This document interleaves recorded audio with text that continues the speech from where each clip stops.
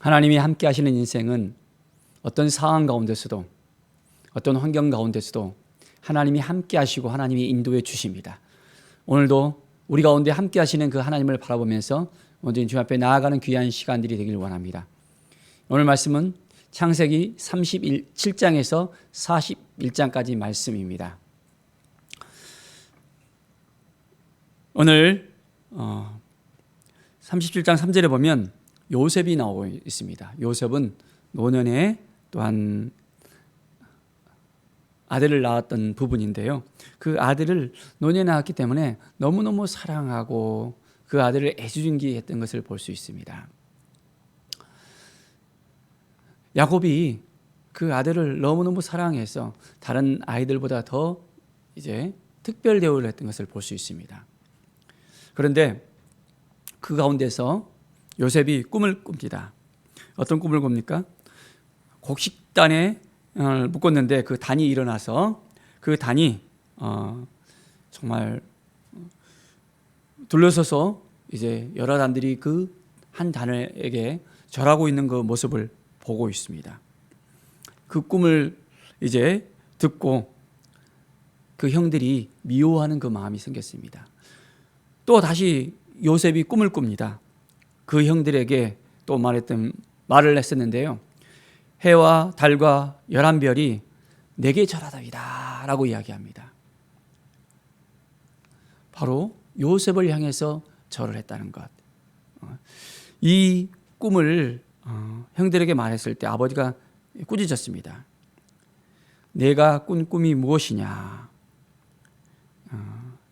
내 어머니와 내 형들이 참으로 가서 땅에 엎드려 내게 절하겠느냐 이야기합니다. 이 이야기를 들은 또 형들은 어떤 마음이 들었을까요?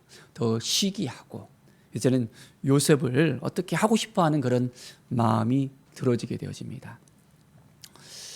우리의 삶 가운데 어떠한 말을 했을 때 참 조심해야 됨을 봅니다. 무엇을 어떻게 해야 될 것인지, 어떠한 상황 가운데서 우리가 정말 그것들을 조리 있게 말을 하고 또한 그 사람들의 마음을 다치지 않게 할 수 있을까라는 생각을 해봅니다. 이 일로 인해서 요셉은 형들의 미움을 받고 어떻게 되어집니까? 이제는 구덩이에 빠뜨려서 그 구덩이에서 못 나오게 합니다. 그 다음엔 어떻게 합니까? 그 형 르우벤이 요셉을 살리고자 했었는데 다른 사람들은 더 이내 요셉을 더 주고 싶은 많은 그런 마음이 생겼던 것을 볼 수 있습니다. 그런데 그래도 요셉을 죽이지는 않았고 이스마엘 사람들에게 이 요셉을 노예로 팔아서 이제 요셉을 그 집에서 완전히 제거시켜 버리는 그 일들이 이 집안에서 있었습니다. 요셉의 마음은 어땠을까요? 요셉은 참 많이 힘들었을 것 같아요. 너무 정말 안타까운 그 마음이 그 마음 속에서 더 넘쳐 흘러나는 것을 우리는 볼 수 있습니다. 우리가 그런 상황이 있었다면 우리가 어떻게 될까요? 그렇게 사랑을 많이 받았는데 그렇게 애지중지하면서 부모에게 정말 대우를 받았었는데 그 형들이 그를 미워해서 이제는 노예로 팔아버렸다는 것. 엄청난 상처가 됐을 것 같아요. 그런데 요셉은 그 가운데서도 상처 속에서 헤어나오지 못하는 삶이 아니라 늘 하나님과 동행하면서 하나님이 주신 마음을 가지고 살아가는 요셉의 모습을 우리는 볼 수 있습니다. 39장 2절에 보면 여호와께서 요셉과 함께 하심으로 그가 형통한 자가 되어 그의 주인 애굽 사람의 집에 있으니라고 이야기합니다. 하나님께서 요셉과 함께 하십니다. 요셉은 늘 하나님 앞에 더 가까이 나가며 하나님의 음성을 듣고 요셉이 하는 모든 일마다 하나님께서 형통함을 주십니다. 우리의 삶은 어떻습니까? 하나님이 우리와 함께 하십니까? 임마누엘의 하나님을 우리가 날마다 뵙고 그 하나님께 더 가까이 나가고 하나님의 음성을 들으면서 하나님께 우리의 모든 것을 아뢰고 하나님이 우리를 도와주시고 우리를 인도하시는 그런 삶 가운데 살아가고 있습니까? 그래서 우리의 삶이 정말 형통하고 있습니까? 요셉의 삶을 볼 때 그가 어떤 좋은 환경에 있었다면 우리가 그렇구나 하면서 이해가 될 수 있습니다. 그런데 그렇지 못했잖아요. 노예의 그런 상황 가운데서 정말 상한 그 마음과 그 마음이 너무너무 힘들었을 그 가운데도 여전히 하나님을 의지하고 있었다는 것입니다. 우리도 마찬가지입니다. 어떤 상황 가운데서 우리가 하나님을 의지하는 것입니다. 우리가 잘 되어지고 좋은 일이 생기고 그 모든 일 가운데서 하나님이 함께 하시고 형통한 일을 주신다면 더 좋겠지만은 그렇지 못한 환경 속에서도 고난과 환난과 핍박과 참 미움당하고 여러 가지 정말 좋지 못한 그런 상황 가운데 있을지라도 우리는 여전히 하나님을 의지하고 하나님을 바라보고 하나님이 우리와 함께 하시다는 것을 우리가 늘 잊지 않고 살아가는 인생이 되어져야 됩니다. 그러면 하나님께서 우리에게 더욱더 형통의 복을 주십니다. 정말 믿음으로 하나님 앞에 나아가며 하나님의 은혜를 구하면서 살아가기를 원하십니까? 5절에 보면 그가 요셉에게 자기 집과 그의 모든 소유를 주관하게 한 때부터 여호와께서 요셉을 위하여 애굽 사람의 집에 복을 내리심으로 했습니다. 요셉을 위해서 애굽 사람의 집에 복을 내려주셨다 했어요. 요셉은 축복의 통로였습니다. 요셉은 하나님의 사랑을 받고 하나님의 은혜를 누리면서 요셉이 하는 모든 일들 가운데 하나님께서 복을 주셨다는 거예요. 그렇습니다. 우리가 하나님 앞에 온전히 나와서 이제는 하나님께서 주시는 그 복을 누리면서 우리가 살아갑시다. 하나님의 마음을 우리가 품고 하나님의 은혜를 품고 우리가 살아갑시다. 하나님께서 오늘도 우리와 함께 하시고 우리를 지켜주시고 인도하여 주신다는 이 사실을 우리가 깨닫고 온전히 나아가는 귀한 삶을 살기를 원합니다. 그런데 그 가운데서도 어려운 일이 또 생깁니다. 보디발의 아내가 바로 요셉의 주인의 아내가 요셉의 그 마음을 흠모하면서 요셉을 계속해서 이제 건드립니다. 동침하자고 시도 때도 없이 요셉을 이제를 에게 찾아와서 요셉에게 요청을 합니다. 요셉이 그 마음 받아들입니까? 다른 모든 것은 다 이제는 할 수 있어도 바로 주인의 그 아내는 범해서는 안 되는 것을 그가 알고 있잖아요. 그렇기 때문에 노합니다. 그런데 이 보디발의 아내는 끝끝내 아무도 없으니까 이제는 요셉을 갖다가 이제는 동침하자고 가까이 다가와서 그를 붙잡습니다. 요셉은 뿌리칩니다. 옷을 벗고 이제는 도망갑니다.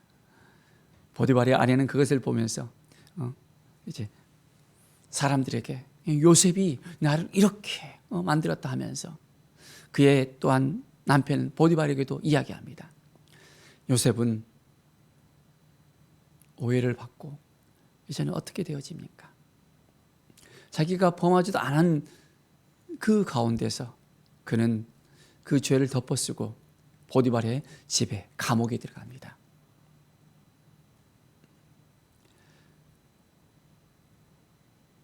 요셉의 그 상황 가운데서 요셉은 그 감옥에 들어가서 어떤 마음이 있었을까요? 요셉은 하나님이 자기와 함께하고 있다는 이 사실을 믿고 살아갑니다.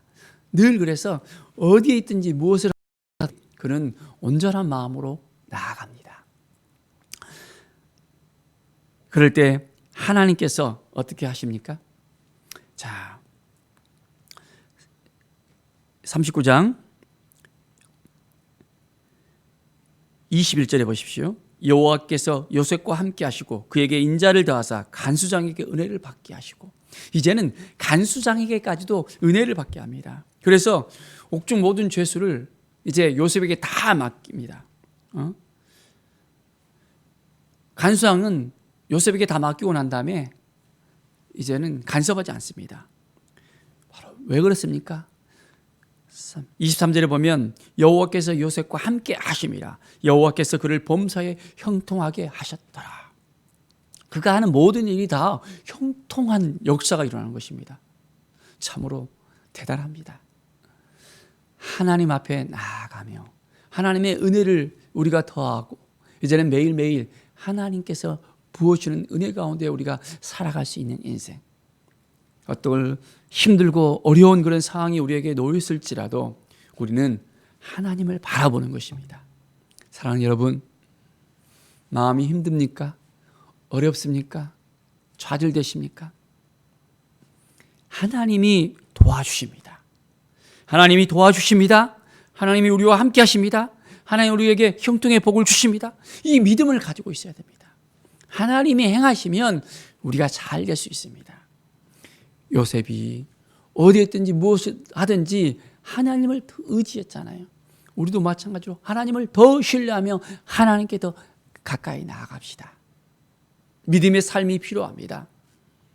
아니 우리가 이런 상황 가운데서 우리가 어떻게 해요 하면서 믿음을 잃어버리는 것이 아니라 하나님을 신뢰하면서 하나님을 바라보면서 하나님이 주신 그 마음을 지켜내는 것입니다. 그러면 우리의 삶이 더욱더 풍성한 삶이 될 수 있습니다. 하나님께서 주신 그 마음을 가지고 나아가십시오. 이제 요셉이 술 맡은 관원장과 떡 굽는 관원장을 만나게 되어집니다. 그 가운데서 그들의 꿈을 풀어줍니다. 그들의 그 꿈을 이제는 해석해 주고 그 해석한 그대로 되어집니다. 그래서 술 맡은 관원장은 그 꿈 해석 그대로 이제는 복직이 되어진 것을 볼 수 있습니다. 그런데 떡 굽는 관원장은 어떻게 됩니까?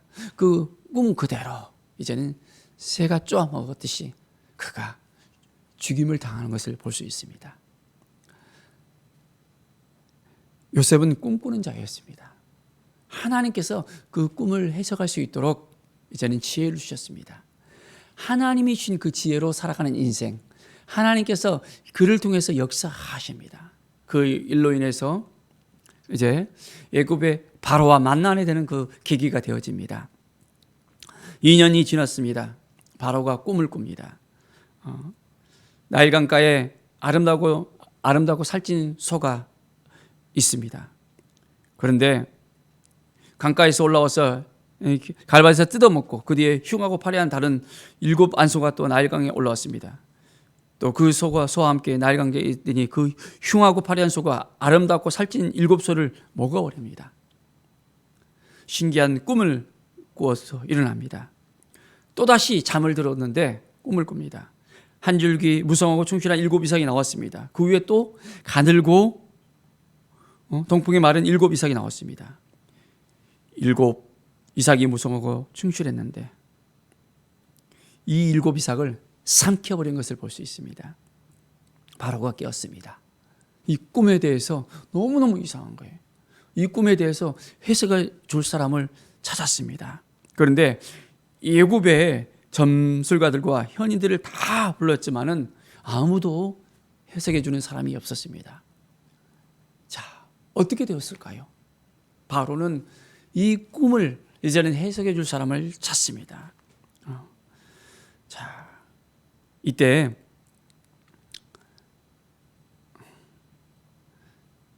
(2년) 전에 또한 술 맡은 관원장이 그것을 기억했습니다. 요셉이 자기가 꾼 꿈을 해석해 줌으로 자기가 복직됐다는 것을 기억하면서 바로에게 그 이야기를 합니다. 그리고 바로는 요셉을 불렀습니다. 그리고 요셉을 통해서 그 꿈을 해석을 받습니다. 하나님께서 요셉에게 지혜를 주시고 그 꿈을 이제는 해석할 수 있는 그 마음을 주셨던 것을 볼 수 있습니다. 바로 이 꿈의 본질이 무엇이었습니까? 7회 흉년이 들었다는 것. 그 7회 또한 풍년이 들었다는 이것입니다. 7회 풍년이 들고 난 다음에 7회 흉년이 들어지는 것을 그대로 이야기하는데, 보통 사람들이 이런 이야기를 하면 이걸 받아들였을까요? 쉽지 않은 부분이었을 것입니다. 그런데 바로는 이 꿈의 해석을 그대로 직시하고 알려주는 이 요셉을 보았습니다. 요셉의 그 통찰력을 보면서 그 꿈 해석을 보고 이제는 어떻게 합니까? 이것을 대비할 수 있는 사람은 이 꿈을 해석해 준 사람만 대비할 수 있다는 것을 생각해 봅니다. 그래서 이제 어떻게 합니까? 요셉을 총리로 이제 세웁니다. 그렇게 해서 7배 흉년이 들고 난 다음에 어떻게 이것을 회복시킬 수 있는가? 바로 그것은 7배 풍년 가운데 잘 관리해서 7배 흉년을 준비하는 것. 다른 사람은 감당할 수가 없겠죠. 왜냐하면 그것을 이해하지를 못하기 때문에. 풍년에 들었을 때 그것을 대비하지 못할 것입니다. 그런데 요셉은 그것을 충분히 감당할 수 있는 그런 사람이었습니다. 자, 요셉이 쌓아둔 곡색이 바다 모래같이 심이 많아 세기를 그쳤으니 그 수가 한이 없음이니라. 요셉은 자기가 해야 될 일에 대해서 분명히 깨닫고 그 모든 일들을 잘 감당하는 것을 볼 수 있습니다. 그리고 이제 온 지면에 기근이 일어납니다. 41장 56절에 보면 요셉이 모든 창고를 열고 애굽 백성에게 팔세 애굽 땅에 기근이 심하며 각국 백성도 양식을 사려고 애굽으로 들어와 요셉에게 이르렀으니 그 기근이 온 세상에 심하니라. 온 세상에 기근이 다 퍼져버렸습니다. 이제는 애굽 땅만 기근이 일어나는 것이 아니라 그 흉년으로 말미암아 온 땅이 이제는 기근 가운데 사람들이 힘들고 너무나도 감당할 수 없는 그런 일들을 당하게 되어지는 것을 볼 수 있습니다. 사랑하는 여러분, 준비가 되어져야 됩니다. 우리의 삶에 있어서도 이러한 흉년이 찾아올 수 있습니다. 이러한 기근이 찾아올 수 있습니다. 하나님의 사람으로서 우리는 믿음의 사람으로서 하나님의 동역자로서 하나님의 대행자로서 믿음을 지키면서 우리는 이러한 힘들고 어려운 상황에 놓였을 때 어떻게 이것을 대처할 것인가에 대해서 분명하게 준비하는 사람이 되어져야 됩니다. 요셉이 하나님이 주신 지혜로 그의 삶이 더욱더 또 형통하게 되어지고 그가 하는 모든 일들이 다 잘 되어진 것처럼 우리의 삶 가운데서 하나님을 더 의지하고 하나님을 바라보고 하나님이 주신 그 마음을 가지고 나가는 것입니다. 하나님께서 우리를 통해서 역사하실 수 있도록 전적으로 주님을 바라보면서 주님 앞에 더욱더 가까이 나가는 것입니다. 우리의 힘으로 살아가는 것이 아닙니다. 우리의 능력으로 살아가는 것이 아닙니다. 오직 주님이 주시는 그 마음을 붙잡고 이제는 주님이 주신 그 힘을 의지해서 하나님만을 신뢰하면서 나아갑니다. 주님이 우리를 통해서 역사하실 것입니다. 우리 주 예수 그리스도의 은혜를 인해서 오늘도 우리가 살아갑니다. 예수 그리스도의 십자가의 은혜를 인해서 우리가 오늘도 살아갑니다. 우리의 마음에 짓눌려 있는 모든 것들은 다 예수 그리스도의 보혈로 새롭게 되어줄 수 있습니다. 이런 모든 기근들, 힘들고 어려운 것들 우리가 어떻게 해결할 수 있습니까? 우리가 해결할 수 있다고 생각하십니까? 하나님을 의지하고 하나님을 바라볼 때 우리에게 이런 모든 일들을 해결할 수 있는 지혜를 주시고 능력을 주시고 하나님이 우리와 함께 해주시고 형통함을 주실 것입니다. 그 하나님을 믿고 따르고 온전하게 나아가는 하나님의 사람들로서 세워지기를 바랍니다. 오늘 주시는 말씀과 같이 그렇습니다. 하나님, 오늘도 주님을 의지합니다. 주님을 바라봅니다. 하나님 우리에게 지혜 주시고 형통함을 주시고 하나님의 은혜 가운데 거하게 해 주십시오 라고 우리가 온전한 마음으로 기도하면서 하나님께 더 가까이 나가는 오늘 하루가 되어지기를 간절히 축원드립니다. 아멘. 하나님 아버지 감사합니다. 오늘도 주님이 주시는 이 마음을 가지고 나가길 원합니다. 하나님과 함께하며 하나님이 주신 그 형통을 누리면서 살아가게 하여 주시옵소서. 믿음으로 살아가게 도와주시옵소서. 하나님이 주신 마음이 아니고서는 우리가 아무것도 할 수 없음을 주 앞에 고백하오니 성령께서 친히 주장하여 주시고 함께해 주시고 인도하여 주시옵소서. 우리의 정말 부족한 그 모든 것들, 연약한 모든 것들 예수 그리스도로 말미암아 새롭게 되어지게 하여 주시고, 주님이 주신 그 지혜로 말미암아 우리가 날마다 주님 앞에 더 가까이 나아가며 주님의 은혜를 누리면서 형통의 복이 우리 가운데 임할 수 있도록 도와주시옵소서. 하나님 감사합니다. 하나님만을 바라보며 나아갑니다. 하나님께서 지켜주시고 함께하여 주시옵소서. 감사드리며 예수 그리스도의 이름으로 기도드립니다. 아멘.